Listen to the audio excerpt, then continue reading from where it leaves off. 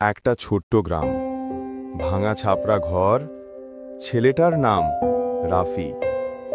রোজ সকালে পুরনো school bag কাঁধে নিয়ে হেঁটে যায় 3 কিলোমিটার দূরে স্কুলে। চপ্পলটা ছিঁড়ে গেছে, কিন্তু তার চোখে একটাই স্বপ্ন, একদিন আমি বড় হব। একদিন ক্লাসে সবাই হাসাহাসি করল, হেই দারিদ্র ছেলে বড় হবে।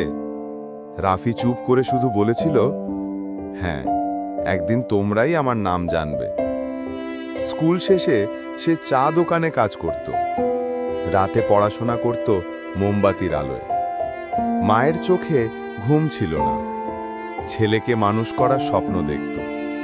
কিন্তু একদিন সেই মা মারা গেলেন। রাফির পৃথিবী যেন থেমে গেল। তবুও সে থামেনি। একটা পুরনো ব্যাগ নিয়ে রাফি ঢাকায় এলো। কাজ নিল একটা রেস্টুরেন্টে। সকালে বাসন মাজত, রাতে অনলাইনে ফ্রি কোর্স করত। ঘুমের বদলে সে শেখে ডিজিটাল মার্কেটিং, গ্রাফিক ডিজাইন, আর নিজের ছোট্ট ফ্রিল্যান্সার প্রোফাইল বানায়। কয়েক মাস পর তার প্রথম অর্ডার, মাত্র $5। কিন্তু সেদিন তার চোখে জল, কারণ সেটাই ছিল তার প্রথম নিজের উপার্জিত টাকা। দিনের পর দিন, রাতের পর রাত সে কাজ করেছে অবিরাম। একদিন সেই রাফির কোম্পানি দাঁড়ায় 10 কোটি টাকার ব্যবসায়।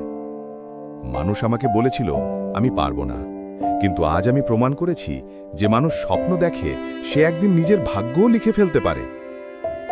শেষ বার্তা, জীবন যতই কঠিন হোক, মনে রেখো, তোমার অবস্থা তোমার ভবিষ্যৎ নির্ধারণ করে না, তোমার মনোভাব করে।